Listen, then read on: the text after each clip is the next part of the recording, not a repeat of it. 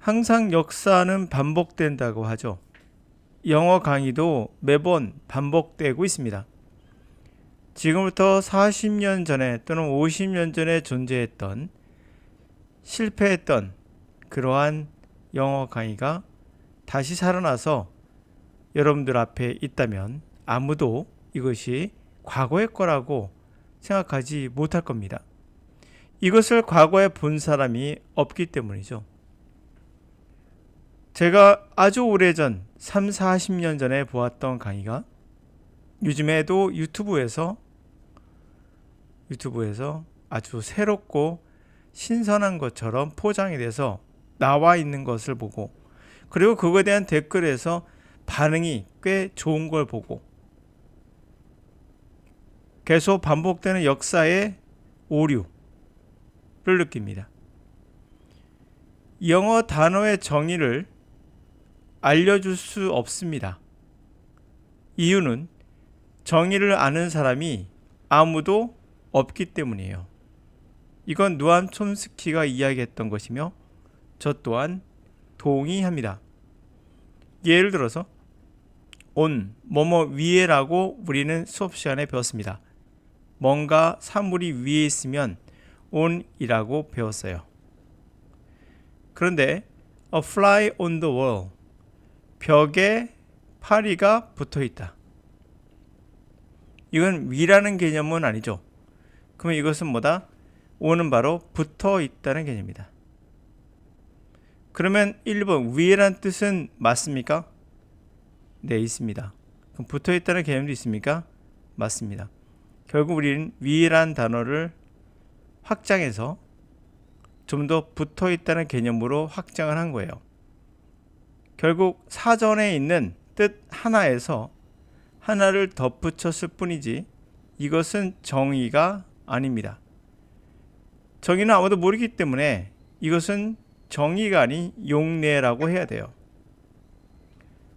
결국 하나의 용례를 가지고 여러분들은 신기하고 새롭다고 보는 거죠. 예를 들어서 그렇게 됐다면 세 번째 문장, You turned me on. You turned me on. 당신은 나를 어디 위에다가 올려놓고 돌렸다 뜻인지, 또는 당신은 나를 어디 위에 붙였다 뜻인지, 나를 붙였다는 얘기인가? 이 의미는 당신은 나를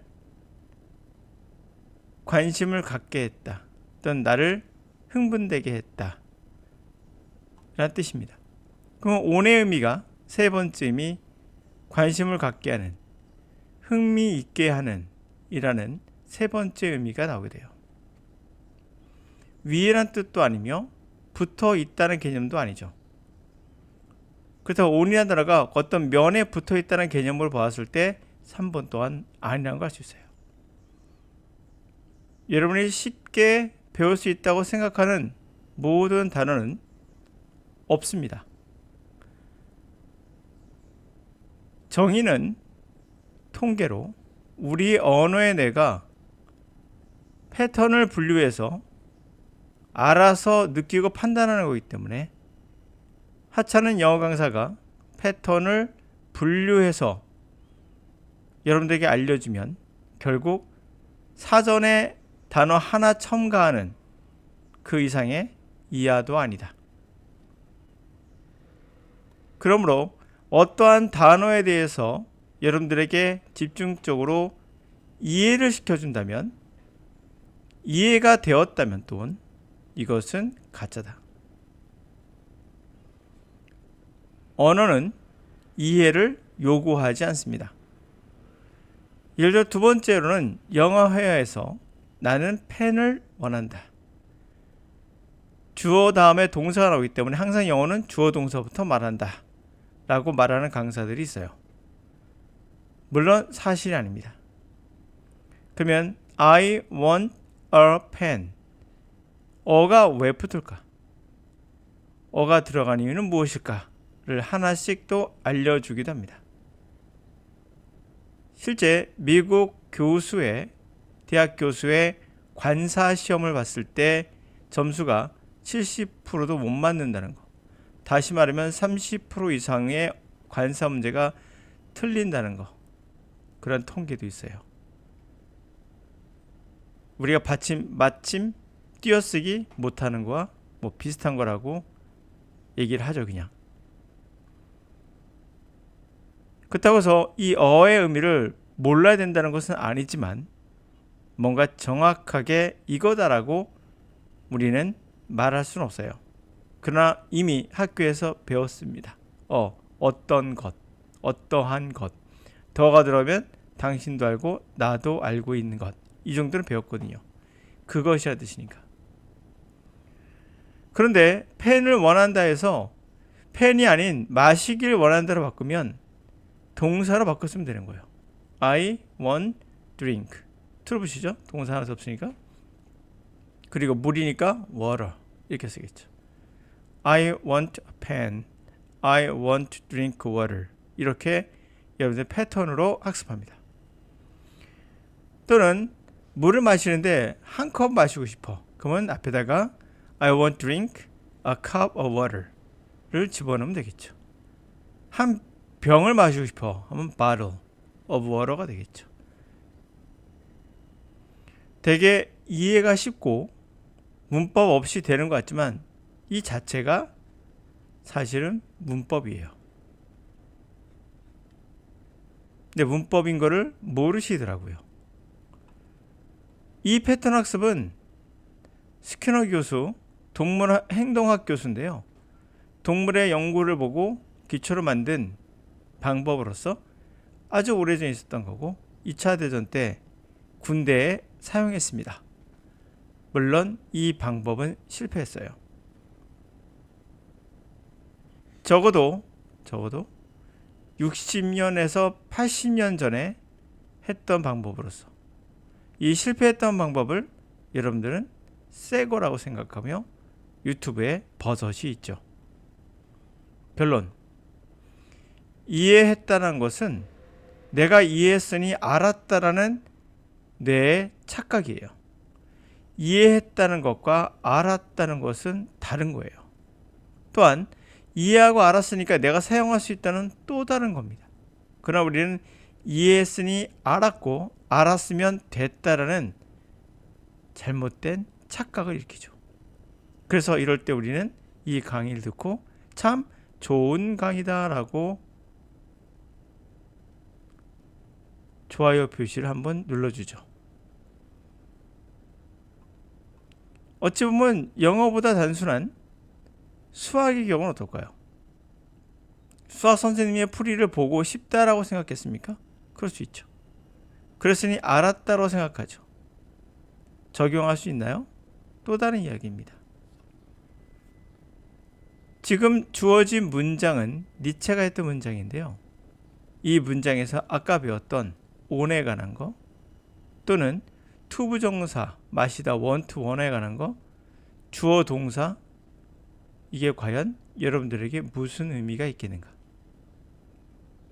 아무리 뒤져봐도 여기 배웠던 on이란 전치사는 나오지 않으며 나온다 하더라도 그렇게 신경을 쓰고 해석하지 않으며 또 하나 이게 of란 전치사가 보듯이 이 단어를 그렇게까지 신경 쓰며 다시 말하면 on에 신경 쓴 것처럼 on의 정의를 알기 위해서 노력했던 만큼 이 of에 대해서도 알았다 하더라도 이 문장에서는 양념에 지나지 않는다는 거. 여러분이 to를 배운다 하더라도 이 to가 그렇게 이 문장에서 of처럼 중요한 요소였겠는가? 지금 맨 마지막 문장에 이 문장만 보더라도 여러분이 배웠던 모든 걸 적용해서 해석해 보신다면 아까 배웠던 on에 관한 이야기 또는 전치사의 모든 이야기들 다 쓸모없는 사족에 불과하다. 본질은 지금 보고 있는 이 문장에는 단순하게 전치사로만 구성되어 있는 것도 아니며 단어 하나하나의 의미를 가지고 개체로 움직이고 있다는 걸 알 수 있어요. 이걸 받아들이지 못하신다면 여러분들은 계속해서 평생 이해만 하고 가능할 거라 생각하며 착각하며 평생 살다가 아무 도움도 못 받는다. 단어도 알아야 되고 이 단어의 느낌도 알아야 되고 이 모든 단어의 정의를 알았을 때 여러분들은 진정 영어에서 얻는 게 있는 거죠. 맨 마지막 문장 이걸로 대변하겠습니다. 여러분이 보기에 정말 훌륭해 보고 이해가 쏙쏙 되니 내가 할 수 있겠다라는 착각을 주는 이 선생님은 정말 강의가 천재적이다라고 말할 때 저는 콧방귀 끼죠. 그럴 리 없으니까. 제가 3, 40년에 봤던 강의였는데 아직도 다시 살아나온 거죠. Every human abilities activity is amazingly complicated. Not only that of genius, but none is a miracle.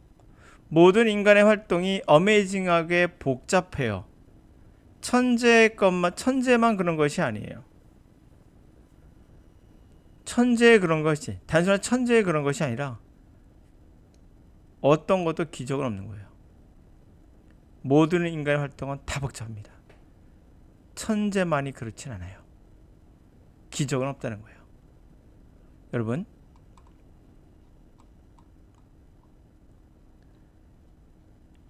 항상 기억해 두세요. 내가 이해했다는 건 중요하지 않아요. 영어는 이해를 요구하지 않습니다. 여러분들이 어렸을 때 3살 때 4살 때 이해했을까요? 모르죠. 기억도 안 나실 겁니다. 이해했다는 것과 알았다는 것을 착각하고 계시는 것이며 이해시키려고 노력하는 그 강사야말로 여러분들을 현혹하는 겁니다. 노암 촘스키의 말로 마무리할게요. 영어 단어의 정의를 알려줄 수 없다. 왜? 정의를 아는 사람은 아무도 없다.